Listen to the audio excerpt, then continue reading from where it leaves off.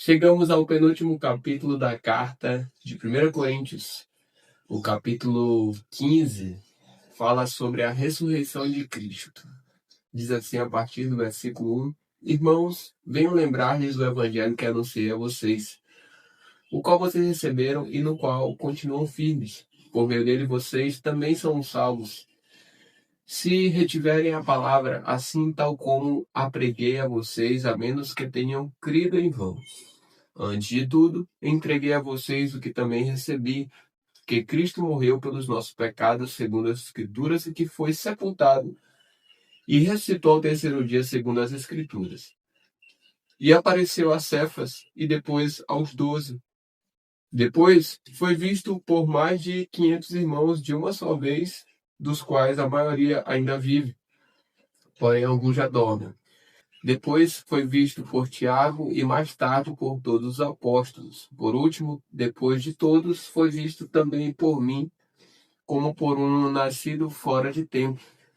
Porque eu sou o menor dos apóstolos, e nem mesmo sou digno de ser chamado apóstolo, pois persegui a igreja de Deus. Mas, pela graça de Deus, sou o que sou, e a sua graça que me foi concedida não se tornou vã. Pelo contrário, trabalhei muito mais do que todos eles. Todavia, não eu, mas a graça de Deus comigo. Portanto, seja eu ou sejam eles, assim pregamos e assim vocês creram. A partir do versículo 12, o contexto é a nossa ressurreição. Ora, se o que se prega é que Cristo ressuscitou dentre os mortos, como alguns de vocês afirmam que não há ressurreição de mortos. E, se não há ressurreição de mortos, então Cristo não ressuscitou. E, se Cristo não ressuscitou, é vã a nossa pregação e é vã a fé que vocês têm. Além disso, somos tidos por falsas testemunhas de Deus, porque temos testemunhado contra Deus que ele ressuscitou a Cristo, ao qual ele não ressuscitou, se é certo que os mortos não ressuscitam. Porque se os mortos não ressuscitam, também Cristo não ressuscitou. E, se Cristo não ressuscitou, é vã a fé que vocês têm, e vocês ainda permanecem nos seus pecados. E ainda mais, os que adormeceram em Cristo estão perdidos. Se a nossa esperança em Cristo se limita apenas a esta vida, somos as pessoas mais infelizes deste mundo. Mas, de fato, Cristo ressuscitou dentre os mortos, sendo ele as primícias dos que dormem.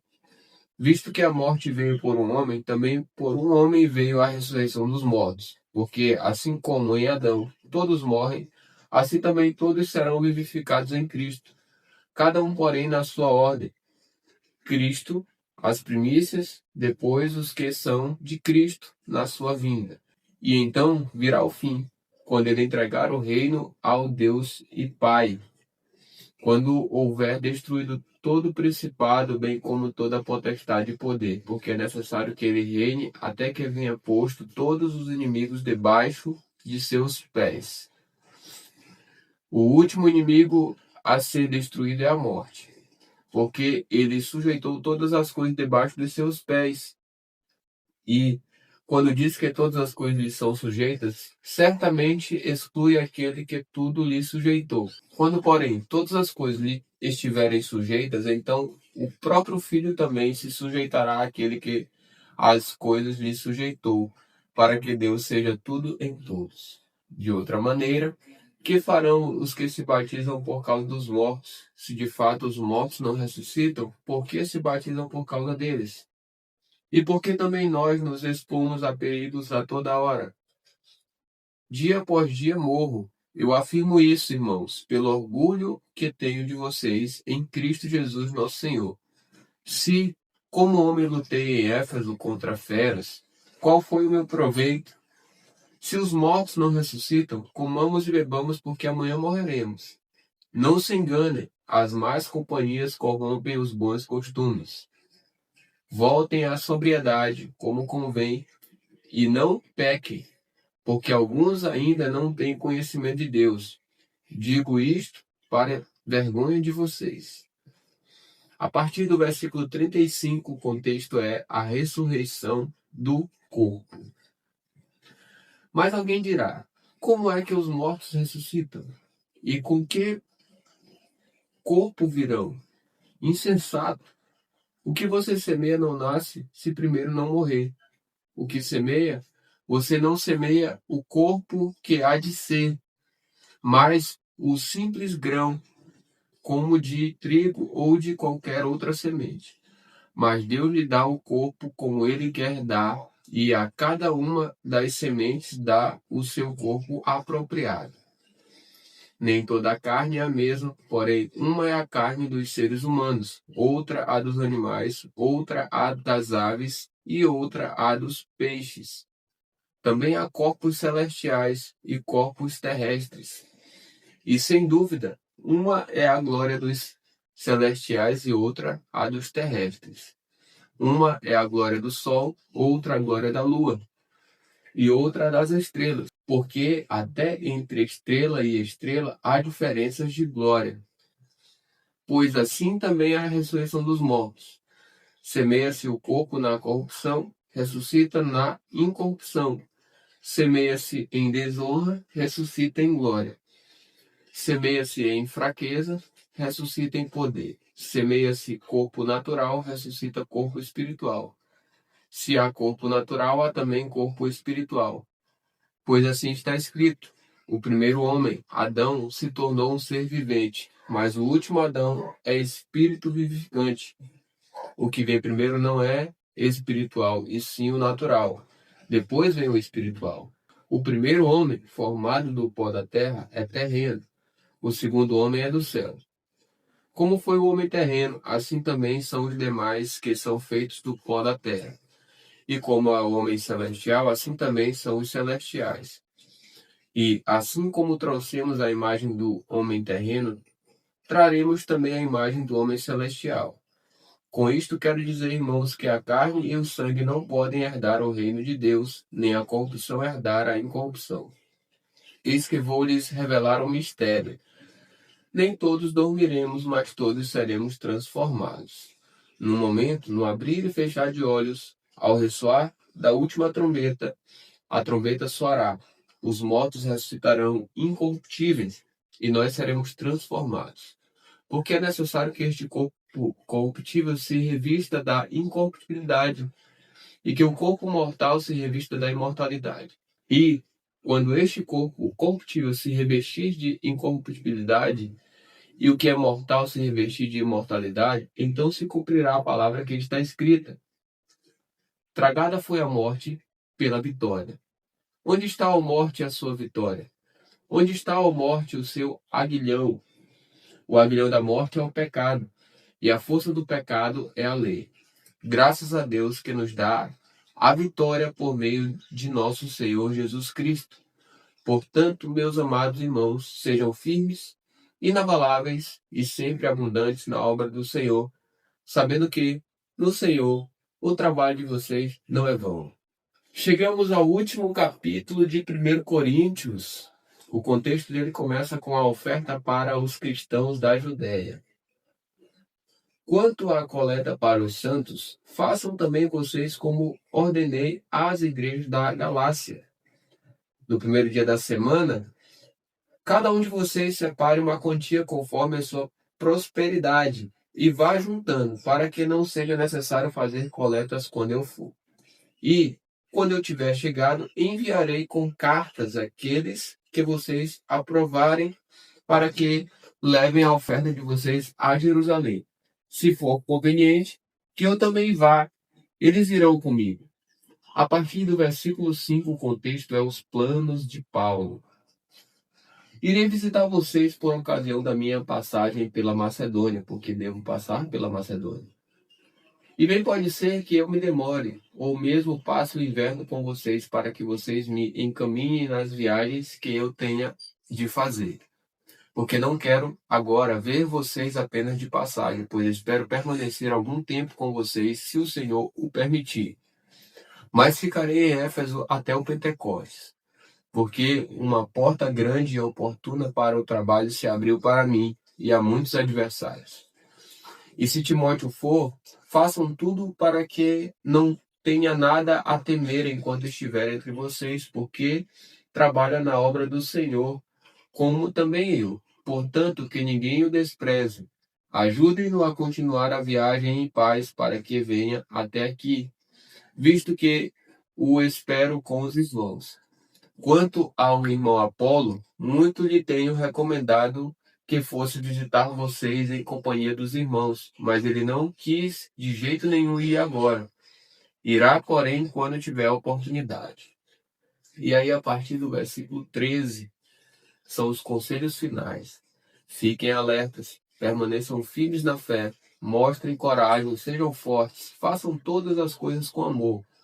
E agora, irmãos, eu peço a vocês o seguinte: os membros da casa de Estéfanas são as primícias da Acaia e eles se consagram ao serviço dos santos. Portanto, sujeitem-se a pessoas como eles, bem como a todo aquele que é cooperador e obreiro. Alegro-me com a vinda de Estéfanas, de Fortunato e de Acaico, porque eles supriram o que faltava da parte de vocês, porque trouxeram refrigério ao meu espírito e ao de vocês também. Deem um devido reconhecimento a homens como esses. A partir do versículo 19 são as saudações. As igrejas da província da Ásia mandam saudações. Também Áquila e Priscila mandam cordiais saudações no Senhor, juntamente com a igreja que se reúne na casa deles. Todos os irmãos mandam saudações. Saúdem uns aos outros com um beijo santo. Eu, Paulo, escrevo a saudação de próprio punho. Se alguém não ama o Senhor, seja anátema. Maranata. E aí vem a bênção, versículos 23 e 24. A graça do Senhor Jesus esteja com vocês. O meu amor esteja com todos vocês em Cristo Jesus. Assim a gente termina o livro de 1 Coríntios. Deus abençoe. Vamos começar agora a carta de 2 Coríntios, capítulo 1. Ele começa falando sobre o prefácio e saudação. Paulo, apóstolo de Cristo Jesus pela vontade de Deus, e o irmão Timóteo, à igreja de Deus que está em Corinto, e a todos os santos em toda a Acaia. Que a graça e a paz de Deus, nosso Pai, e do nosso Senhor Jesus Cristo estejam com vocês. A partir do versículo 3, o contexto é ação de graças. Bendito seja o Deus e Pai de nosso Senhor Jesus Cristo, o Pai de misericórdias e Deus de toda a consolação. É Ele que nos consola em toda a nossa tribulação, para que, pela consolação que nós mesmos recebemos de Deus, possamos consolar os que estiverem em qualquer espécie de tribulação. Porque, assim como transbordam sobre nós os sofrimentos de Cristo, assim também, por meio de Cristo, transborda o nosso consolo.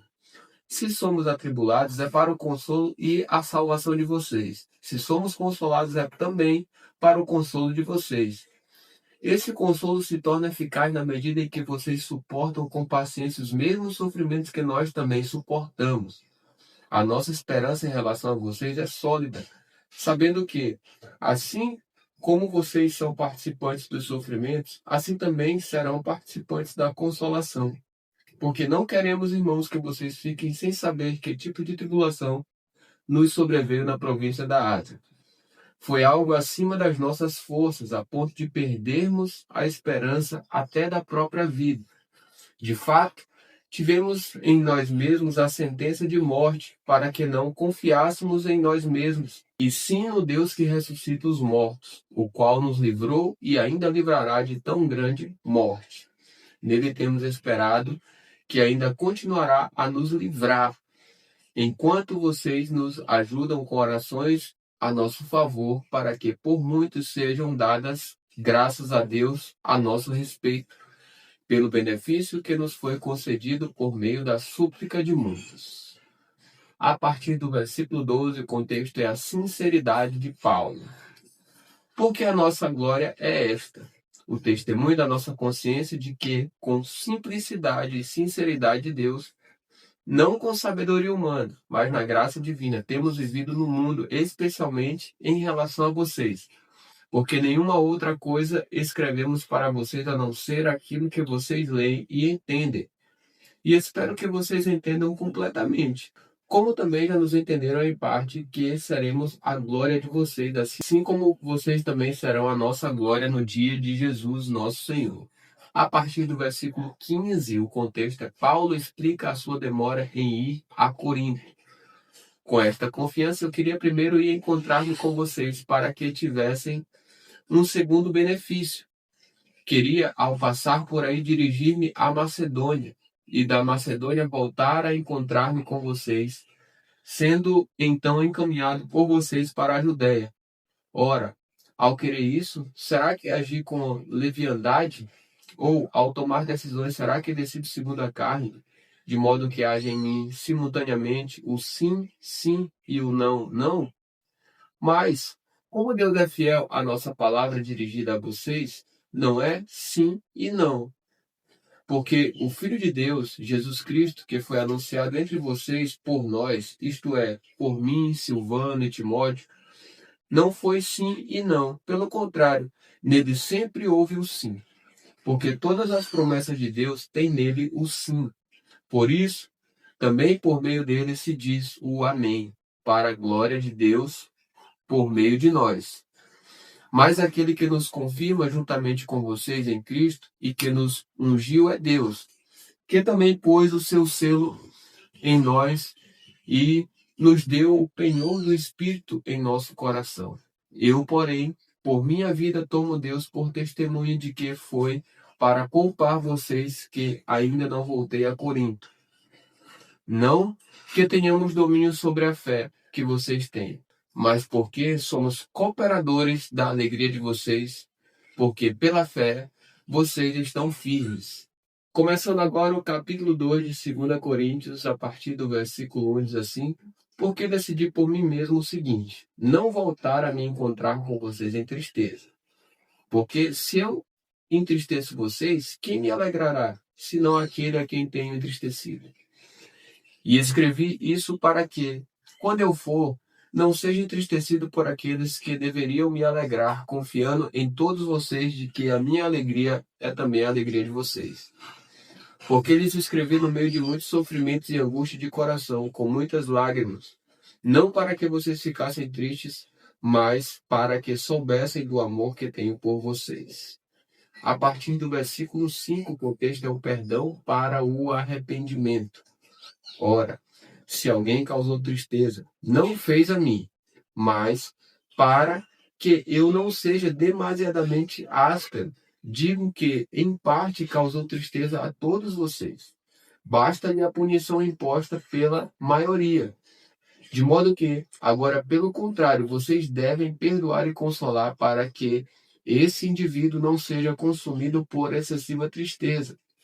Por isso, peço que vocês confirmem o amor de vocês para com ele. E foi por isso também que eu lhes escrevi, para ter prova de que, em tudo, vocês são obedientes. A quem vocês perdoam alguma coisa, eu também perdoo. Pois o que perdoei, se é que perdoei alguma coisa, eu fiz por causa de vocês na presença de Cristo, para que Satanás não alcance vantagem sobre nós, pois não ignoramos quais são as intenções dele. A partir do versículo 12, o contexto é a intranquilidade de Paulo em Troade. Quando cheguei a Troade para pregar o Evangelho de Cristo, vi que uma porta se havia aberto para mim no Senhor. No entanto, não tive tranquilidade no meu espírito, porque não encontrei o meu irmão Tito. Por isso, despedindo-me deles, parti para a Macedônia. A partir do versículo 14, a vitória em Cristo, o contexto. Graças, porém, a Deus que, em Cristo, sempre nos conduz em triunfo e, por meio de nós, manifesta a fragrância do seu conhecimento em todos os lugares, porque nós somos, para com Deus, o bom perfume de Cristo, tanto entre os que estão sendo salvos, como entre os que estão se perdendo. Para com estes, cheiro de morte para a morte, para com aqueles, aroma de vida para a vida. Quem, porém, é capaz de fazer estas coisas? Porque nós não estamos como tantos outros, mercadejando a palavra de Deus. Pelo contrário, em Cristo é que falamos na presença de Deus, com sinceridade e da parte do próprio Deus.